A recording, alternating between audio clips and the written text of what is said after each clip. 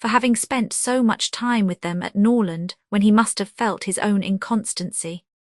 "Your behaviour was certainly very wrong," said she, "because, to say nothing of my own conviction, our relations were all led away by it to fancy and expect what, as you were then situated, could never be." He could only plead an ignorance of his own heart, and a mistaken confidence in the force of his engagement. "I was simple enough to think that because my faith was plighted to another, there could be no danger in my being with you, and that the consciousness of my engagement was to keep my heart as safe and sacred as my honour. I felt that I admired you, but I told myself it was only friendship. Until I began to make comparisons between yourself and Lucy, I did not know how far I was got. After that, I suppose I was wrong in remaining so much in Sussex, and the arguments with which I reconciled myself to the expediency of it were no better than these. The danger is my own. I am doing no injury to anybody but myself." Elinor smiled and shook her head. Edward heard with pleasure of Colonel Brandon's being expected at the cottage, as he really wished not only to be better acquainted with him, but to have an opportunity of convincing him that he no longer resented his giving him the living of de Laford, "which at present," said he, "after thanks so ungraciously delivered as mine were on the occasion, he must think I have never forgiven him for offering."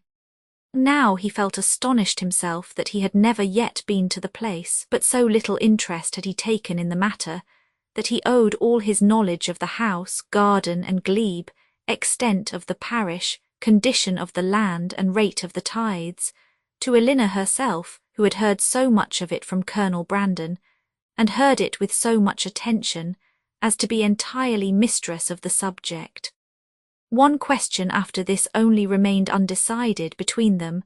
One difficulty only was to be overcome. They were brought together by mutual affection, with the warmest approbation of their real friends. Their intimate knowledge of each other seemed to make their happiness certain, and they only wanted something to live upon.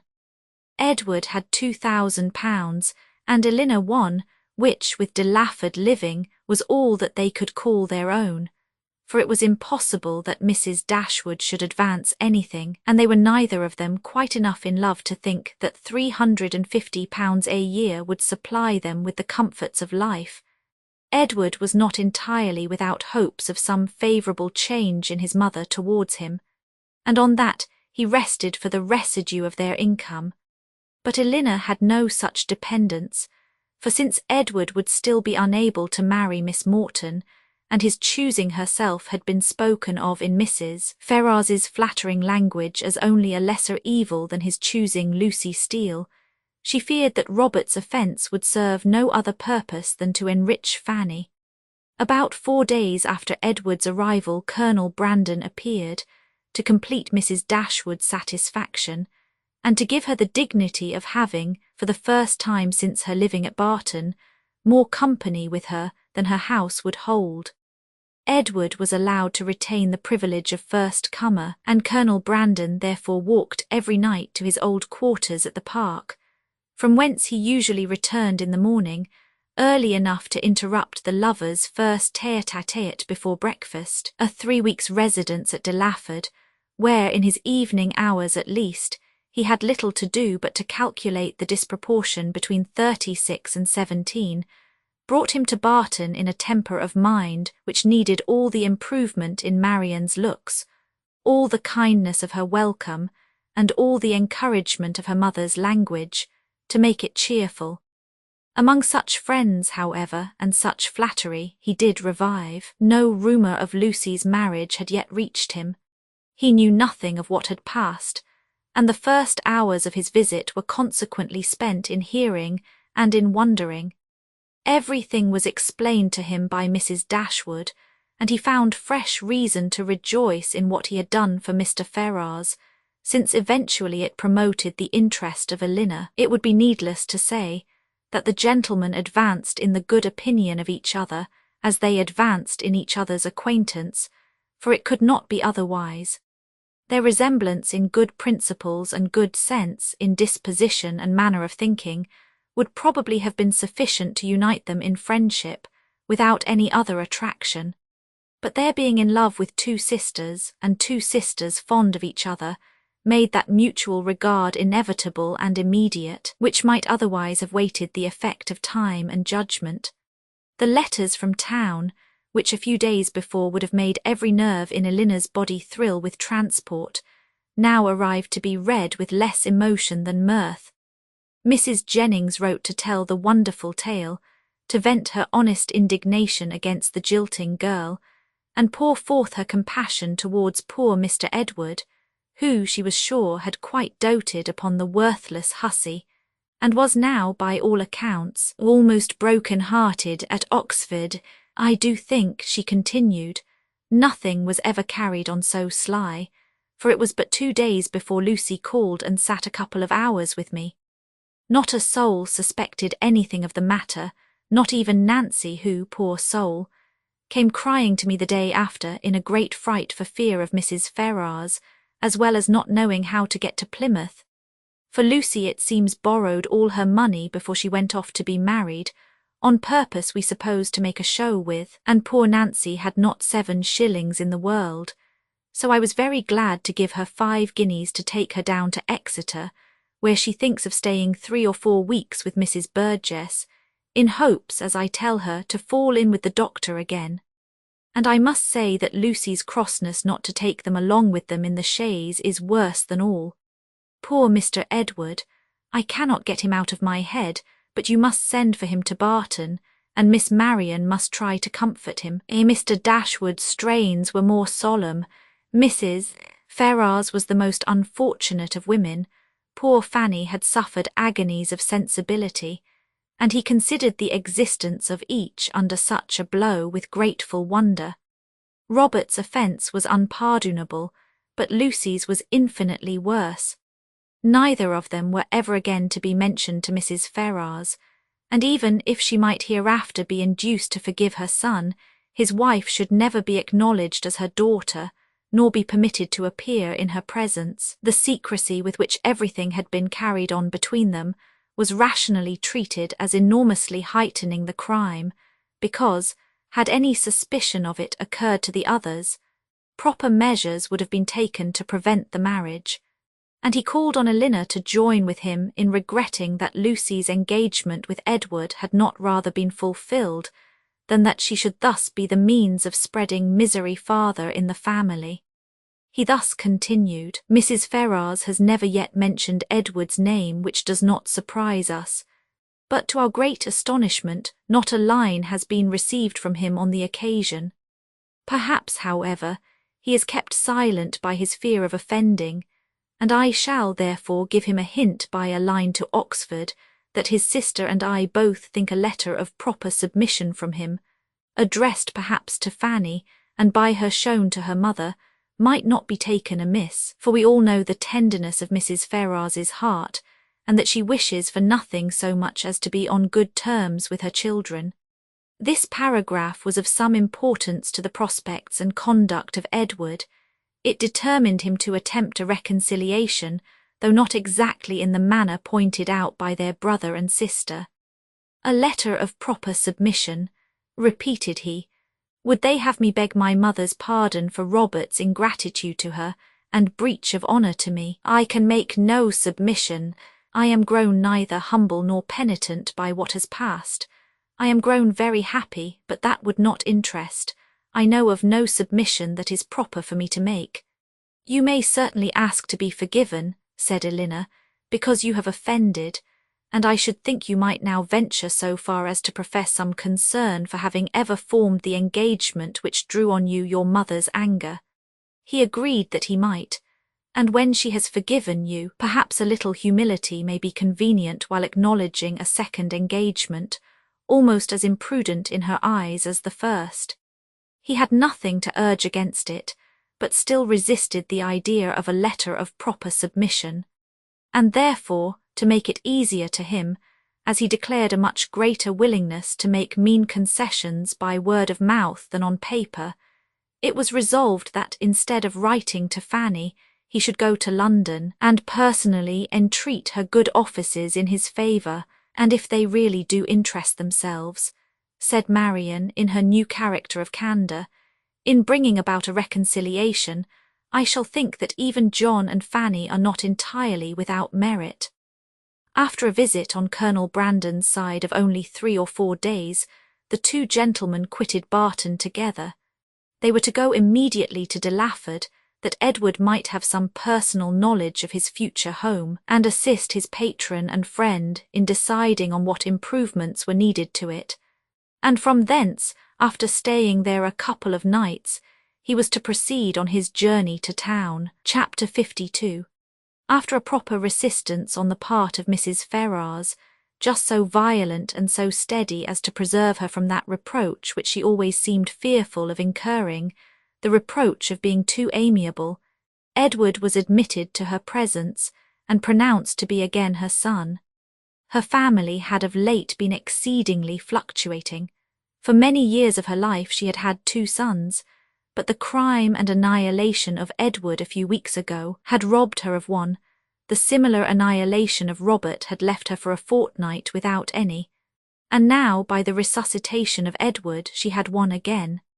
In spite of his being allowed once more to live, however, he did not feel the continuance of his existence secure till he had revealed his present engagement, for the publication of that circumstance, he feared, might give a sudden turn to his constitution, and carry him off as rapidly as before. With apprehensive caution therefore it was revealed, and he was listened to with unexpected calmness. Mrs. Ferrars at first reasonably endeavoured to dissuade him from marrying Miss Dashwood by every argument in her power, told him that in Miss Morton he would have a woman of higher rank and larger fortune, and enforced the assertion by observing that Miss Morton was the daughter of a nobleman with £30,000, while Miss Dashwood was only the daughter of a private gentleman with no more than 3. But when she found that, though perfectly admitting the truth of her representation, he was by no means inclined to be guided by it, she judged it wisest, from the experience of the past, to submit.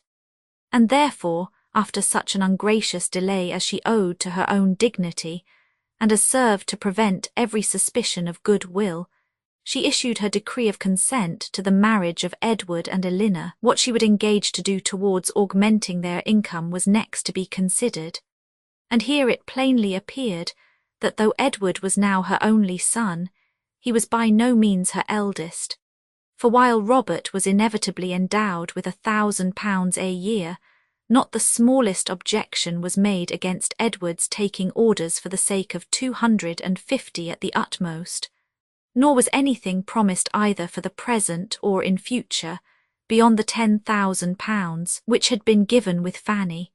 It was as much, however, as was desired, and more than was expected by Edward and Elinor, and Mrs. Ferrars herself, by her shuffling excuses, seemed the only person surprised at her not giving more. With an income quite sufficient to their wants thus secured to them, they had nothing to wait for after Edward was in possession of the living, but the readiness of the house, to which Colonel Brandon, with an eager desire for the accommodation of Elinor, was making considerable improvements, and after waiting some time for their completion, after experiencing, as usual, 1,000 disappointments and delays from the unaccountable dilatoriness of the workmen, Elinor, as usual, broke through the first positive resolution of not marrying till everything was ready, and the ceremony took place in Barton Church early in the autumn. The first month after their marriage was spent with their friend at the mansion house,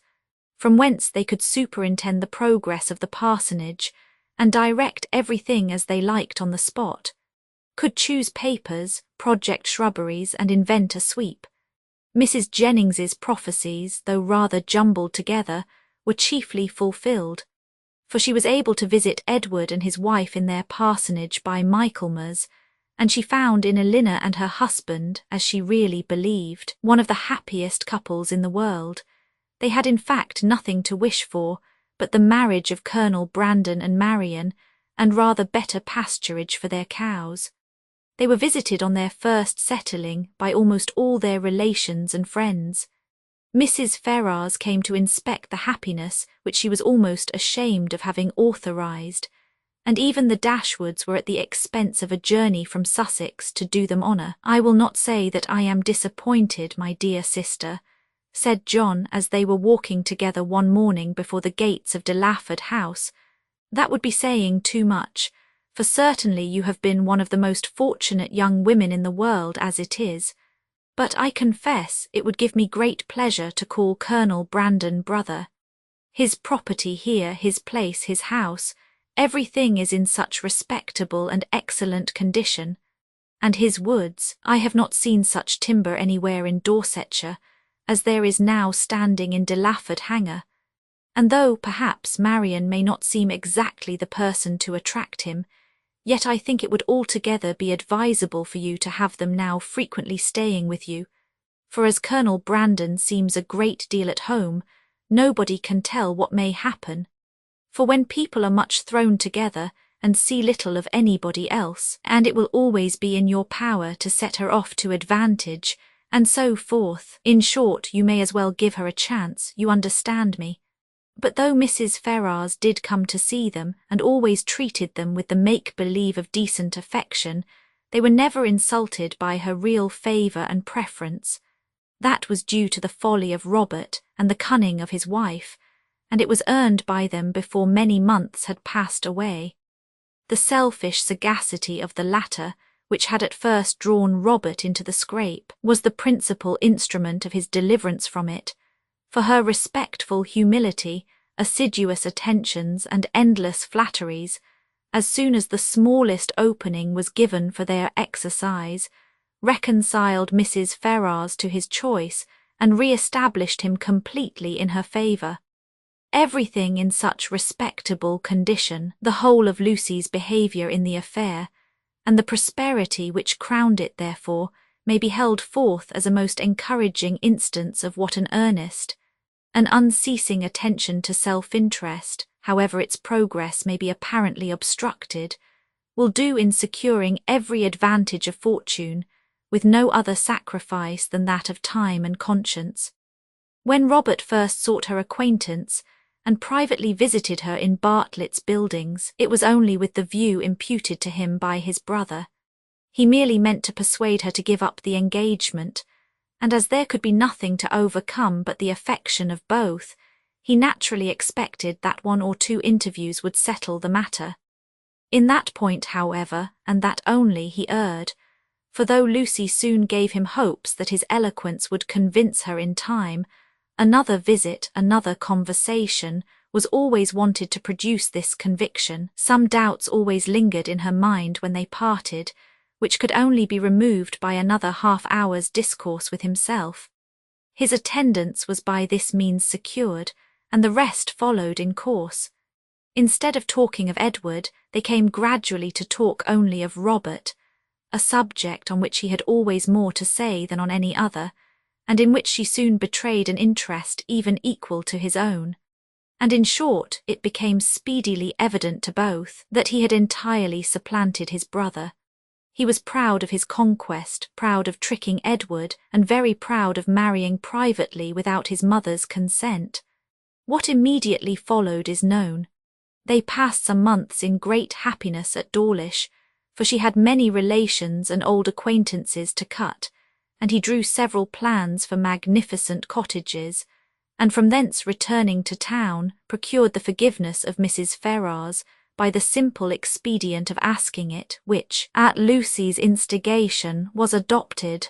The forgiveness, at first indeed, as was reasonable, comprehended only Robert, and Lucy, who had owed his mother no duty and therefore could have transgressed none, still remained some weeks longer unpardoned.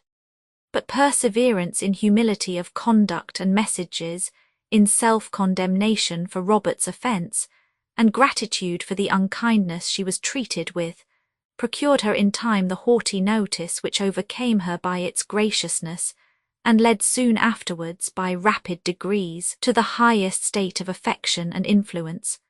Lucy became as necessary to Mrs. Ferrars as either Robert or Fanny, and while Edward was never cordially forgiven for having once intended to marry her, and Elinor, though superior to her in fortune and birth, was spoken of as an intruder. She was in everything considered, and always openly acknowledged to be a favourite child. They settled in town, received very liberal assistance from Mrs. Ferrars, were on the best terms imaginable with the Dashwoods, and setting aside the jealousies and ill will continually subsisting between Fanny and Lucy, in which their husbands of course took a part, as well as the frequent domestic disagreements between Robert and Lucy themselves, nothing could exceed the harmony in which they all lived together. What Edward had done to forfeit the right of eldest son might have puzzled many people to find out, and what Robert had done to succeed to it might have puzzled them still more. It was an arrangement, however, justified in its effects, if not in its cause, for nothing ever appeared in Robert's style of living or of talking to give a suspicion of his regretting the extent of his income, as either leaving his brother too little or bringing himself too much. And if Edward might be judged from the ready discharge of his duties in every particular, from an increasing attachment to his wife and his home, and from the regular cheerfulness of his spirits, he might be supposed no less contented with his lot, no less free from every wish of an exchange. Elinor's marriage divided her as little from her family as could well be contrived, without rendering the cottage at Barton entirely useless, for her mother and sisters spent much more than half their time with her. Mrs.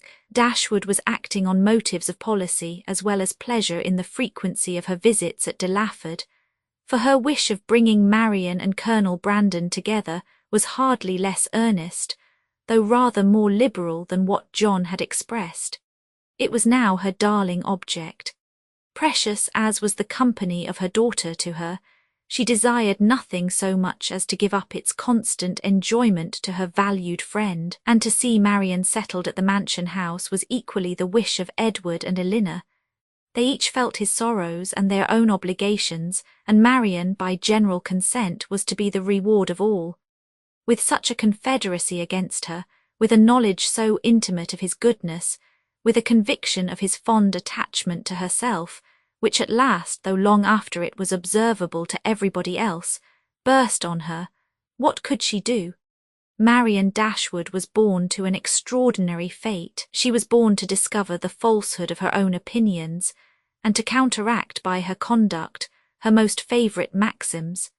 She was born to overcome an affection formed so late in life as at 17, and with no sentiment superior to strong esteem and lively friendship, voluntarily to give her hand to another, and that other, a man who had suffered no less than herself under the event of a former attachment, whom 2 years before she had considered too old to be married, and who still sought the constitutional safeguard of a flannel waistcoat, but so it was, instead of falling a sacrifice to an irresistible passion, as once she had fondly flattered herself with expecting, instead of remaining even for ever with her mother, and finding her only pleasures in retirement and study, as afterwards in her more calm and sober judgment she had determined on.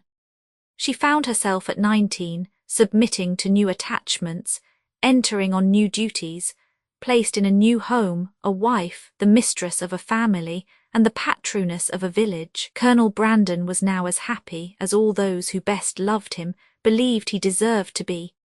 In Marian he was consoled for every past affliction.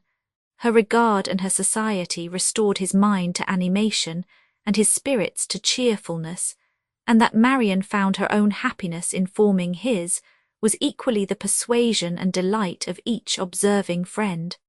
Marian could never love by halves, and her whole heart became in time as much devoted to her husband as it had once been to Willoughby. Willoughby could not hear of her marriage without a pang, and his punishment was soon afterwards complete in the voluntary forgiveness of Mrs. Smith, who, by stating his marriage with a woman of character as the source of her clemency, gave him reason for believing that had he behaved with honour towards Marian, he might at once have been happy and rich, that his repentance of misconduct, which thus brought its own punishment, was sincere need not be doubted, nor that he long thought of Colonel Brandon with envy and of Marianne with regret, but that he was for ever inconsolable, that he fled from society or contracted an habitual gloom of temper or died of a broken heart, must not be depended on, for he did neither.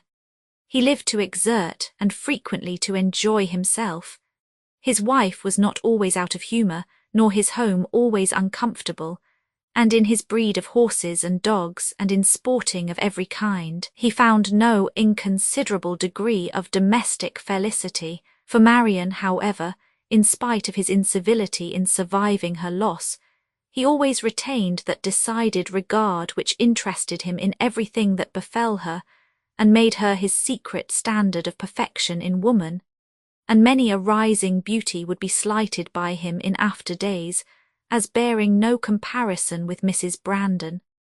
Mrs. Dashwood was prudent enough to remain at the cottage, without attempting a removal to Delaford, and fortunately for Sir John and Mrs. Jennings, when Marianne was taken from them, Margaret had reached an age highly suitable for dancing, and not very ineligible for being supposed to have a lover. Between Barton and Delaford there was that constant communication which strong family affection would naturally dictate, and among the merits and the happiness of Elinor and Marianne, let it not be ranked as the least considerable, that though sisters and living almost within sight of each other, they could live without disagreement between themselves, or producing coolness between their husbands. The END updated editions will replace the previous one, the old editions will be renamed, creating the works from print editions not protected by U.S. copyright law means that no one owns a United States copyright in these works, so the Foundation and you can copy and distribute it in the United States without permission and without paying copyright royalties. Special rules, set forth in the general terms of use part of this license, apply to copying and distributing project, and may not be used if you charge for an e-book, except by following the terms of the trademark license, including paying royalties for use copies of this e-book. Complying with the trademark license is very easy. You may use this e-book for nearly any purpose such as creation of derivative works, reports, performances and research. Project Gutenberg e-books may be modified and printed and given away. You may do practically anything in the United States with e-books not protected by U.S. copyright law. Redistribution is subject to the trademark license, especially commercial redistribution. Start.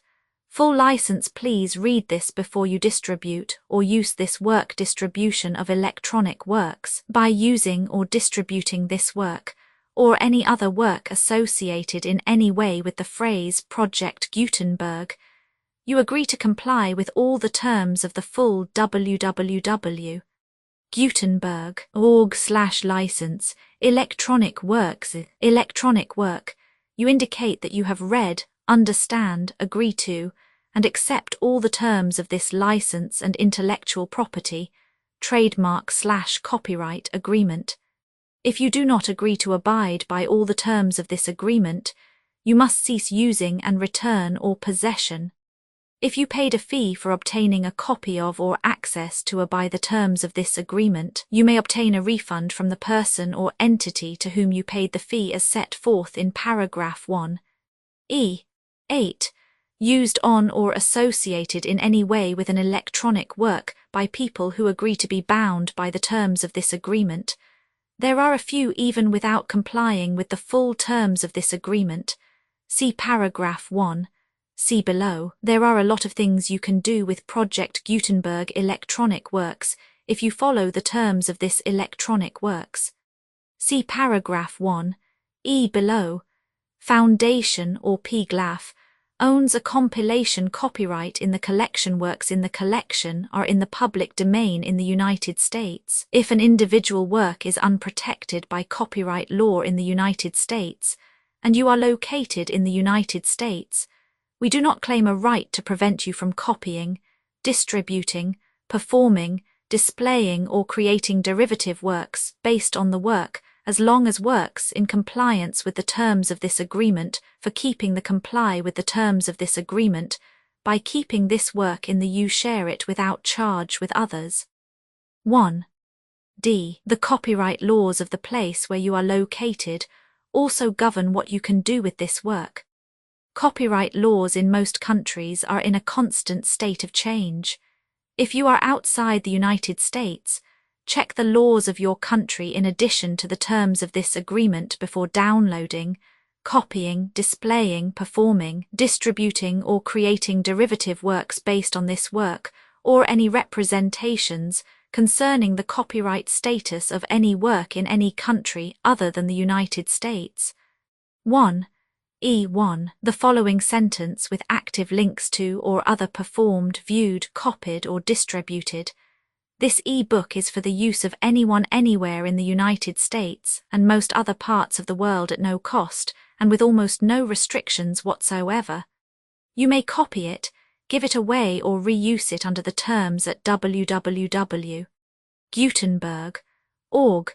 If you are not located in the United States, you will have to check the laws of the country where you are located before using this e-book. Derived from texts not protected by U.S. copyright law, does not contain a notice indicating that it is posted with permission of the copyright holder.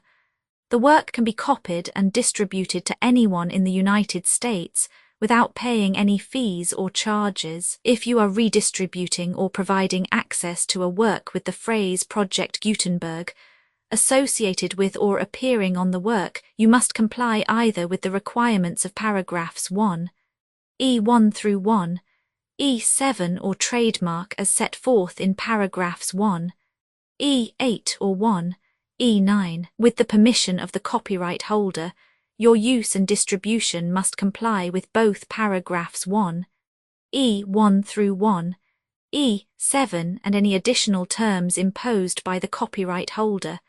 Additional terms posted with the permission of the copyright holder found at the beginning of this work. License terms from this work, or any files containing a part of this. 1E5. Do not copy, display, perform, distribute or redistribute this electronic work, or any part of this electronic work, without prominently displaying the sentence set forth in paragraph 1. E1 with active links or immediate access to the full terms of the Project Gutenberg license. 1E6. You may convert to and distribute this work in any binary, compressed, marked up, non-proprietary or proprietary form, including any word processing or hypertext form. However, if you provide access other than plain vanilla ASCII or other format used in the official www.gutenberg.org, you must at no additional cost, fee or expense to the user provide a copy, a means of exporting a copy, or a means of obtaining a copy upon request of the work in its original plain vanilla ASCII or other form. Any alternate format must include the 1. E7. Do not charge a fee for access to, viewing, displaying unless you comply with paragraph 1, E8 or 1, E9, 1, E8. You may charge a reasonable fee for copies of or provided that you pay a royalty fee of 20% of the gross profits you derive from you already used to calculate your applicable taxes. The fee is owed agreed to donate royalties under this paragraph to the Project Gutenberg Literary Archive Foundation. Royalty payments must be paid within 60 days following each date on which you prepare, or are legally required to prepare, your periodic tax returns. Royalty payments should be clearly marked as such and sent to the Project Gutenberg Literary Archive Foundation at the address specified in Literary Archive Foundation. You provide a full refund of any money paid by a user who notifies you in writing or by email within 30 days of receipt that S/he license.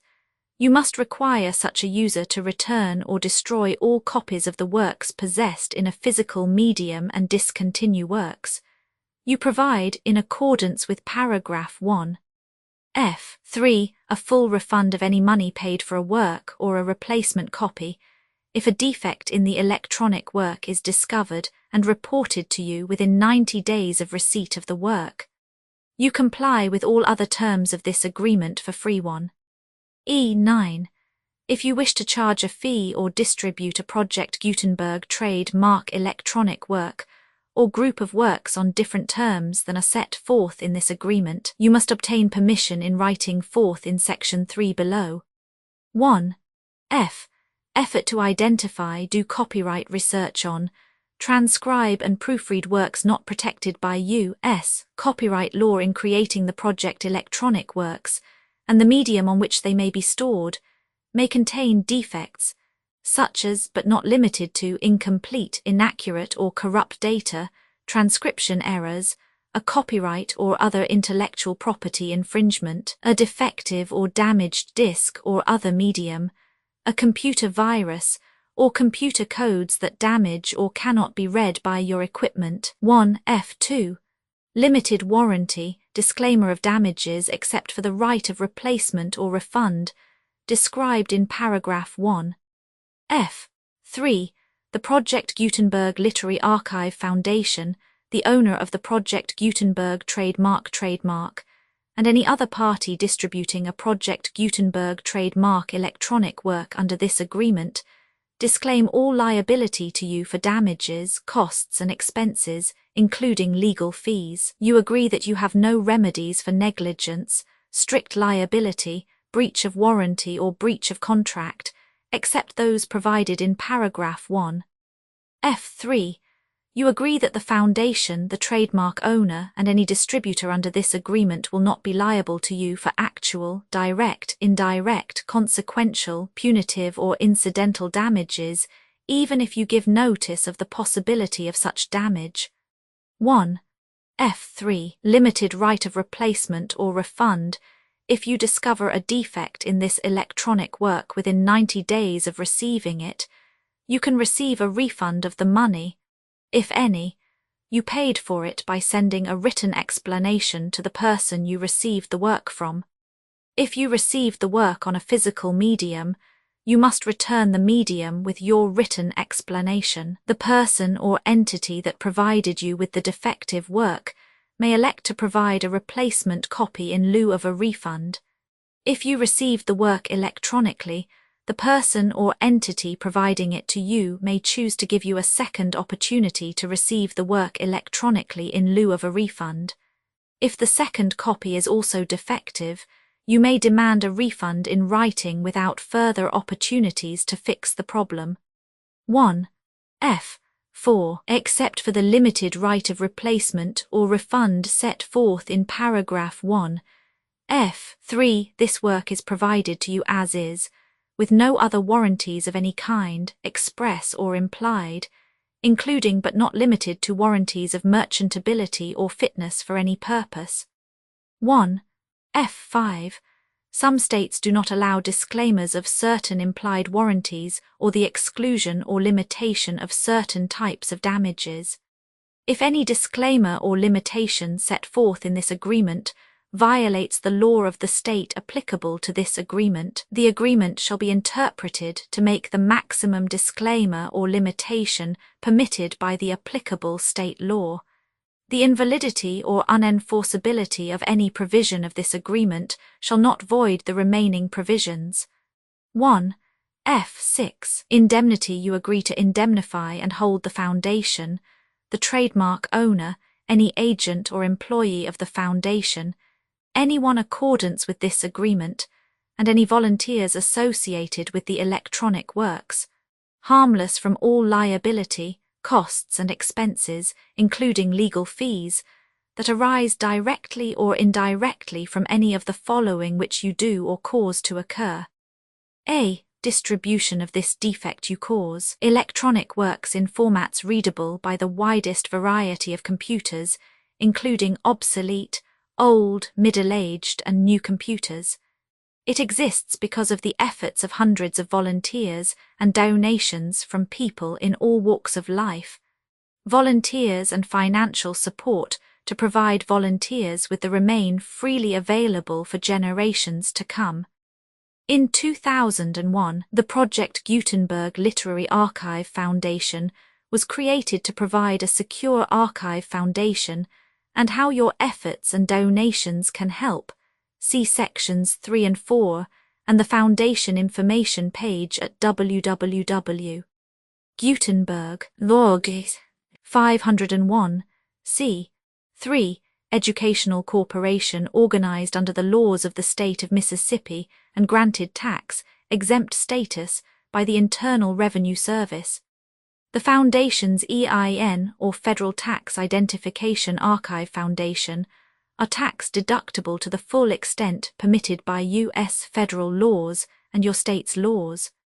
The Foundation's business office is located at 41 Watchung Plaza #516, Montclair NJ 07042 USA, +1 862 621 to 9288.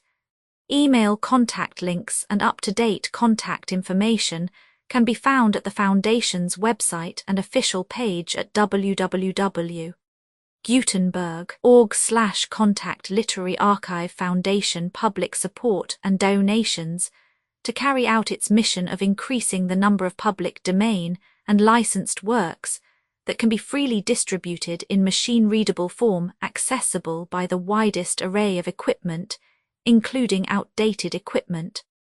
Many small donations, $1 to $5,000, are particularly important to maintaining tax-exempt status with the IRS. The Foundation is committed to complying with the laws regulating charities and charitable donations in all 50 states of the United States. Compliance requirements are not uniform, and it takes a considerable effort, much paperwork and many fees to meet and keep up with these requirements. We do not solicit donations in locations where we have not received written confirmation of compliance. To send donations or determine the status of compliance for any particular state, visit www.gutenberg.org/donate. While we cannot and do not solicit contributions from states where we have not met the solicitation requirements, we know of no prohibition against accepting unsolicited donations from donors in such states who approach us with offers to donate. International donations are gratefully accepted, but we cannot make any statements concerning tax treatment of donations received from outside the United States. U.S. laws alone swamp our small staff. Methods and addresses. Donations are accepted in a number of other ways, including checks, online payments, and credit card donations. To donate, please visit www.gutenberg.org/donate. Professor Michael S. Hart was the originator of the Project Gutenberg concept of a library of electronic works that could be freely shared with anyone. For 40 years he produced and volunteer support editions, all of which are confirmed as not protected by copyright in the U.S. unless a copyright notice is included. Thus, we do not necessarily keep e-books in compliance with any particular paper edition. Most people start at our website, which has the main PG search facility, www.gutenberg.org, Archive Foundation, how to help produce our new e-books, and how to subscribe to our email newsletter to hear about new e-books.